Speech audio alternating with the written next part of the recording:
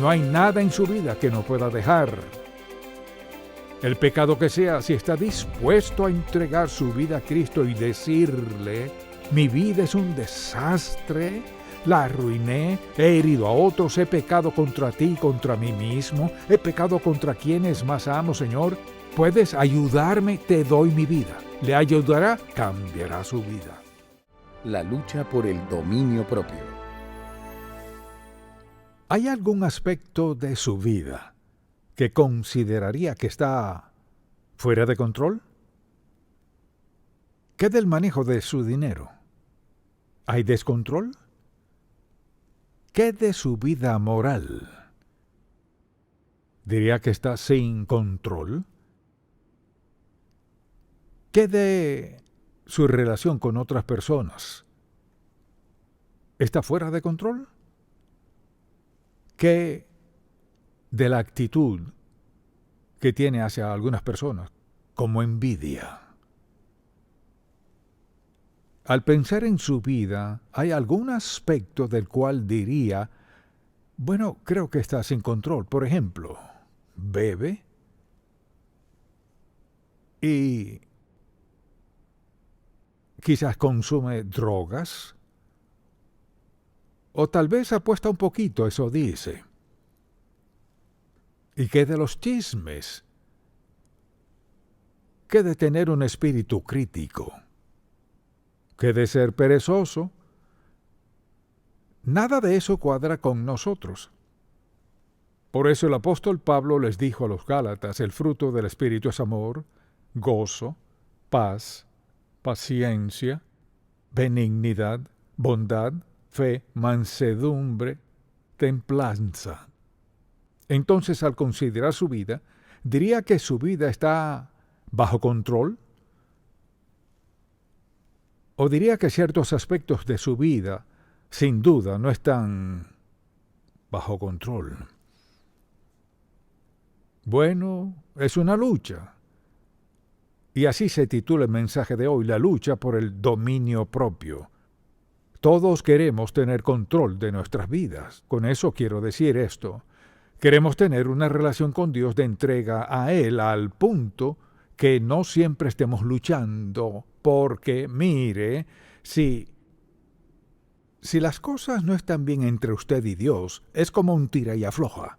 Dios quiere que hagamos lo bueno, queremos, pero no lo hacemos, y hay tensión, estrés, ansiedad, y a veces tristeza, falta de paz, falta de gozo, falta de todo lo que Pablo acaba de mencionar. Mire, no podemos vivir una vida de desobediencia a Dios y tener amor, gozo, paz, bondad y todo lo demás. No podemos. Dirá: pues soy medio feliz como soy medio. Pero no hay felicidad real, ni gozo, ni paz, ni amor verdadero si no estamos de acuerdo con el Señor respecto a nuestra vida. Así que deseo que pensemos respecto a todo este asunto de la lucha por el dominio propio en nuestra vida, porque todos o hemos tenido una lucha o estamos en plena lucha en el presente. Así que pensemos en esto. ¿Diría que su vida está bajo control? ¿Que tiene una actitud un tanto saludable respecto a todo esto? El deseo de ganar, la aceptación de otros. ¿Qué tan grande es ese deseo que tiene de ser aceptado por todos los demás? El deseo de ser amado por otros. ¿Quiere que le amen? O sea, tener una relación cercana. ¿Qué de los deseos de tener toda clase de placeres? ¿Lo caracteriza eso? Lo que sea divertido, lo que sea que le haga sentir bien por el momento, eso es lo que busca. Vivimos en una sociedad que está muy orientada a lo sexual, y el apóstol Pablo vivía en una sociedad que era una fosa séptica de inmoralidad. Y Pablo lo sabía. ¿Qué de los deseos de riqueza y seguridad? ¿Qué rango tiene eso en su lista de cosas importantes? Riqueza y seguridad. ¿Qué de los deseos de logro y superación? ¿Es saludable ese deseo o quiere superar a los demás? ¿Quiere ser mejor que otros? ¿Qué del deseo de tener notoriedad y fama? Mire, por eso es que la gente comete atrocidades. Tendrán su nombre y su foto en la televisión, en el periódico, pero mire cuánto les costó. Diría que tiene un gran deseo de felicidad. Si eso es cierto, ¿qué hace para ser feliz? ¿Qué hace para ser feliz? ¿Qué de su deseo de atractivo personal? ¿Es eso malo? No, no lo es, pero requiere mucho de su tiempo y de su mente. ¿Solo quiere lucir bien o quiere lucir bien y mejor que alguien más? ¿Siente esa fricción? Si tan solo pudiera arreglarme el cabello como el de ella, o si tan solo pudiera vestirme como ella o como él. ¿Qué del deseo de control? ¿Tiene el deseo de controlar a otros? De algún modo tiene que ser el número uno. Y en su negocio no es el número uno, pero le gustaría serlo, quiere serlo. También, por ejemplo, un deseo de aceptación propia. Solo quiero aceptarme tal como soy. Ni usted ni yo nunca seremos alguien más. Piense en esto. No importa quién sea, ni cómo se perciba usted mismo, ni lo que quiera hacer en su vida, nunca será como alguien más. Dios le creó tal como es. Ahora, sea que distorsionemos eso por nuestras acciones o actitudes, eso es otra cosa. Pero al pensar en todo esto diría que su vida está bajo control, que tiene una actitud un tanto saludable en torno a todos estos aspectos. Ahora, hablemos del dominio propio. El dominio propio en sí es pensar antes de actuar. Lo que no hace mucha gente, pensar antes de actuar y considerar seriamente los resultados que tendremos. ¿Diría que eso es cierto en su vida? Su vida está bajo control, piensa antes de actuar. Se trata de la lucha por el dominio propio. Desde el versículo 19 del capítulo 5, Pablo nos prepara para los frutos del Espíritu al decir en versículo 19, y manifiestas son las obras de la carne. Ahora, note lo que dice, hay frutos del Espíritu, o sea, lo que acabamos de mencionar, amor, paz, gozo. Estas actitudes vienen a ser de la labor del Espíritu Santo en nosotros, pero fíjese cómo contrasta eso en el versículo 19. Y manifiestas son las obras, nuestras acciones de la carne, nuestra manera de vivir, que son, y las primeras tres tienen que ver con sexualidad. Dice adulterio, fornicación, inmundicia, lascivia, idolatría, hechicerías, enemistades, pleitos, celos, iras, contiendas, disensiones, herejías, envidias, homicidios, borracheras, orgías y cosas semejantes a estas, acerca de las cuales os amonesto, como ya os lo he dicho antes, que los que practican tales cosas no heredarán el reino de Dios. Mucha atención. Quizás esté sentado hoy aquí o en donde esté y diga, pues supongo que no iré al cielo porque he hecho una de todas esas cosas. La palabra clave en el pasaje es, os lo he dicho antes, que los que practican tales cosas. No entraré en detalles en cuanto al verbo griego usado aquí, pero significa que es una forma de vida. No es que no haya sucedido en su vida, porque lo más probable al ver esta lista es que todos, hasta cierto punto, a veces hemos cometido uno o todos esos. Pero no es una práctica ni una forma de vida. Al aceptar a Cristo, nada de eso cuadra con quienes somos. Al decir los que practican tales cosas, es su estilo de vida. Alguien que bebe todo el tiempo, es su estilo de vida. Alguien que siempre está en algo sexual, es su estilo de vida. Podemos hacer una lista. Si esa es su forma de vida, está entregado a eso, dice que no heredarán el reino de Dios. No estamos diciendo que alguien que haga algo de esto no irá al cielo. Pero si ha llegado al punto que los practica, es su forma de pensar, es parte de su ser, es porque no es salvo. No puede vivir así continuamente siendo salvo en verdad. Dirá, bueno, pensaba, no. Escuche lo que dice, los que practican tales cosas, no. heredarán el reino de Dios. Así que esas son nuestras acciones, pero ¿qué del fruto del Espíritu? Pensemos en eso por un momento y hagamos unas cuantas preguntas. Al pensar en eso, considere la sociedad en la cual vivimos. Compare el fruto del Espíritu con lo que nos rodea. Y pregúntese, ¿me considerarían seguidor de Cristo debido a mi conducta? Lo que hago, lo que veo, los lugares a donde voy, cómo gasto mi dinero. O sea, todo eso que considera importante en su vida, ¿encaja con quién es usted? Al aceptar a Cristo como Salvador, le damos la espalda al pecado. No significa que no volveremos a pecar, le damos la espalda al pecado. Así que nuestro compromiso con el Señor es serle obediente y andar en sus caminos, porque queremos el fruto del Espíritu en nuestra vida, amor, gozo, paz, benignidad, bondad. Y queremos todos estos frutos porque estaremos más satisfechos, estaremos más seguros. Podremos identificarnos con otros de una forma muy diferente a cómo lo hacíamos. Entonces, al ver su propia vida en estos días, ¿diría que está caminando en el Espíritu? ¿Y sus conocidos le conocen como alguien que anda en el Espíritu? ¿Tiene algo distinto?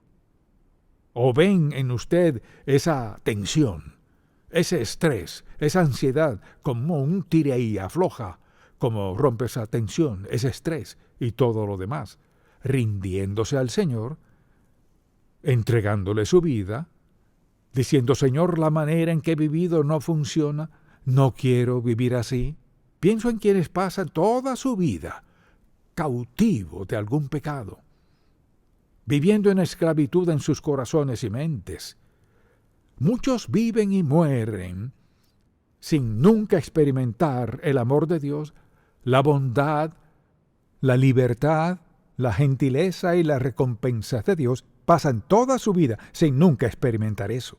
Entonces, si alguien le dijera, bueno, en esta etapa de su vida, tenga la edad que sea, ¿dónde diría que se encuentra? ¿Diría que es alguien que experimenta el amor de Dios? ¿Alguien que reconoce que Él es la fuente de todo? ¿Diría que es alguien que ama a otras personas? ¿Se alegra al ver a otras personas ser bendecidas? ¿Se alegra al ver que otros son salvos? ¿Le encanta escuchar la palabra de Dios? ¿Podría decirse eso de usted? ¿O tendría que decir, no puedo explicarlo bien, pero soy muy desdichado? Me gustaría ser diferente. Hay cosas en mi vida que quisiera eliminar, pero hay algunas cosas que no puedo dejar. ¿Sí puede? No hay nada en su vida que no pueda dejar. El pecado que sea, si está dispuesto a entregar su vida a Cristo y decirle, mi vida es un desastre, la arruiné, he herido a otros, he pecado contra ti y contra mí mismo, he pecado contra quienes más amo, Señor, ¿puedes ayudarme? Te doy mi vida. ¿Le ayudará? Cambiará su vida. Cambiará su vida. Dominio propio. Diría que su vida está bajo el control de Dios. Si no, permítame preguntarle, ¿es feliz? No lo es. ¿Está satisfecho cómo le va en la vida? No. No puede vivir fuera de la voluntad del plan, el propósito de Dios para su vida y ser feliz. No puede. No el verdadero gozo, ni la paz real, ni ninguno de esos frutos del Espíritu. Eso no estará en su vida. El fruto del Espíritu, no de la carne. Y lo que más me concierne es cómo la gente vive y al ver su pasado piensan, bueno, ¿por qué me sucedió esto? ¿Por qué no fui bendecido? ¿Acaso no fue por no escuchar a Dios? Si vivimos en desobediencia ante Dios, sufriremos las consecuencias. Es decir, todos los que decimos ser seguidores de Cristo, no hay excusa aceptable para que no tratemos de llevar una vida consagrada, en la cual el Espíritu Santo controle nuestra mente y nuestras acciones. Cuando Él tiene el control, pensamos antes de actuar, nuestras acciones siguen su propósito, su plan y su voluntad para nuestra vida. Entonces, ¿cuál es la clave para nuestro dominio propio? En este breve pasaje bíblico, Pablo nos da una oportunidad de examinarnos para ver dónde estamos en nuestra relación con el Señor. Entonces, dominio propio requiere que pensemos antes de actuar. Eso debe escribirlo. Dominio propio requiere que pensemos antes de actuar. Y el problema es este. La gente actúa antes de pensar y luego se lamentan. Entonces hay que tener un firme deseo de obedecer a Dios. Sin un gran deseo de obedecer a Dios no llevaremos una vida consagrada. No superaremos casi cualquier cosa sin ese firme deseo de que Dios nos faculte. Así que debemos creer en nuestro corazón que el Espíritu Santo, quien mora en nosotros, nos facultará. Pensemos en esto. Jesucristo sabía todo sobre tentaciones, pruebas y todo lo demás. Por tanto, cuando nos prometió el Espíritu Santo, sabía lo atroz que era la sociedad en aquel tiempo. Al aceptar a Cristo como nuestro Salvador, el Espíritu de Dios vino a nuestra vida para facultarnos para vivir en cualquier sociedad donde vivamos, para vencer toda clase de pecados. Así que no es usted solo contra su entorno, sino usted y el Espíritu Santo, quien ha prometido darle lo que necesite para ser victorioso. Está allí con solo pedírselo y entregarle su vida. Al pensar en eso, considere que tiene alguien para ayudarle a superar esto. Así que considere muy en serio estas preguntas. Piénselo por un momento.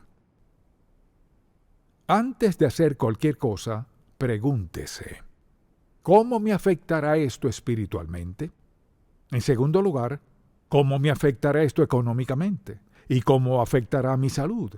Mucha gente hoy está donde está físicamente por haber quebrantado las leyes físicas que Dios les ha dado.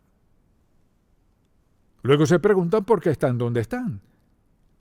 Así que a menudo es una violación de un principio que Dios les ha dado. Pensémoslo, ¿cómo esto afectará en lo espiritual, en lo económico, en mi salud? ¿Cómo esto afectará la manera en que otros me ven?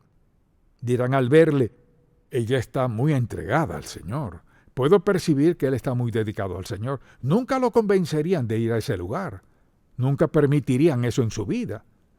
Es decir, al pensar en su vida, ¿cómo le ven los demás? No perfecto, nadie es perfecto, pero le ven, mucha atención, le ven como un verdadero creyente. Ven en usted a alguien que no solo dice ser creyente, sino una persona que lo vive. No perfecto, pero ven la diferencia en usted. Entonces, hágase esta pregunta, todas estas preguntas, y pregúntese, ¿cuáles son las consecuencias de mis acciones? ¿Mis compañeros de trabajo me ven como alguien que ha llevado una vida cristiana? ¿Mis amigos me ven como alguien que hoy fue sincero en esta situación? ¿Me ven otros como alguien que es muy insensato con el dinero? ¿Irresponsable con mi vida moral? ¿Irresponsable con mi actitud? Dicho de otro modo, es el fruto del Espíritu, evidente en nuestras vidas a diario, cada día. Pensemos un momento en esto. Dios ha provisto lo mejor de Él para nosotros y mire, no he dicho que sea fácil. No es fácil. A veces es difícil tener lo mejor de Dios, pero permítame preguntarle, ¿qué es mejor que lo mejor de Dios? Nada. Entonces, cuando Pablo escribió toda esta carta de Gálatas, escuche lo que dice, por ejemplo, dice en el último capítulo, no os engañéis, Dios no puede ser burlado, pues todo lo que el hombre sembrare, eso también segará. En todos estos 6 capítulos nos anima a vivir como agrada a Dios. ¿Y qué dice? No os engañéis, o sea, no crean la mentira del diablo. Dicho de otro modo, no podemos burlar a Dios y decir, no creo en Dios y todo lo demás. Todo lo que el hombre sembrare, eso también segará, aunque lo crea o no. Dios no puede ser burlado, pues todo lo que el hombre sembrare, eso también segará. Punto. Quizás diga, bueno, no creo que uno siempre coseche lo que siembra. Entonces eso sería decir que Dios mintió. Le diré otra razón para creerlo. Vea a su alrededor. Ve a sus amigos que toman. Ve a quienes se drogan.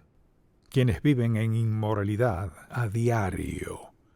Quienes se engañan si pueden, mienten si pueden y se jactan de eso. No querrá esa clase de vida porque, mire, no podemos cambiar la ley de Dios. No podemos cambiarla y su ley es cosechamos lo que sembramos. Piense en esto.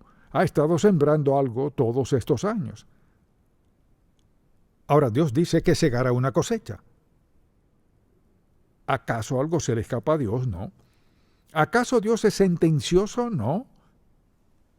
El problema es que escuchamos lo que dice, pero no lo creemos. Por ejemplo, si alguien me dijera, le diré algo, pastor, si usted baja hasta acá, sucederá esto. Si lo hace, se fracturará la pierna. ¿No sería sensato ver esos 4 escalones y decir, pues lo haré de todos modos? ¿Sabe qué? Justo es lo que hace la gente cuando escuchan la palabra de Dios y luego dice, bueno, sí creo eso, pero salen y hacen todo lo contrario. Ahora preste mucha atención.